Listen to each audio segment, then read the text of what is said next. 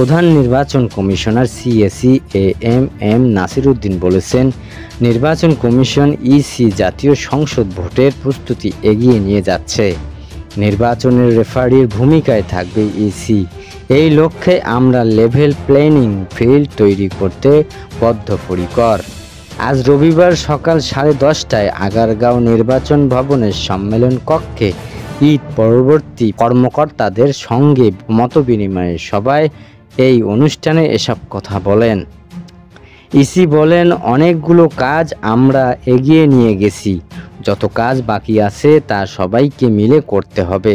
আজকে ঈদুল আজহার মতবিনিময় সভায় আপনাদের হাজির করলাম। আমাদের শপথ হবে সুষ্ঠু, সুন্দর ও গ্রহণযোগ্য নির্বাচন জাতিকে উপহার দেওয়া। কর্মকর্তাদের উদ্দেশ্যে সিএসি নাসির উদ্দিন বলেন, রমজানের সময়ও ওয়াদা করেছেন সুন্দরভাবে কাজ করবেন। আজকেও পূর্ণ বক্তব্য করব। দয়া করে আজকের শপথ হবে নিরপেক্ষভাবে কাজ করার, কোনো দলের জন্য লেজুর ভিত্তি না করার, আইন অনুযায়ী কাজ করা ও ন্যায়সঙ্গতভাবে কাজ করা। অতীতে ইসির নানান কাজের সমালোচনা হলেও বর্তমান ইসি ভালোভাবে কাজ করার প্রত্যয়ন ব্যক্ত করেন। তিনি আরও বলেন, আমরা রেফারির ভূমিকায়, আমরা রেফারির মতো কাজ করব।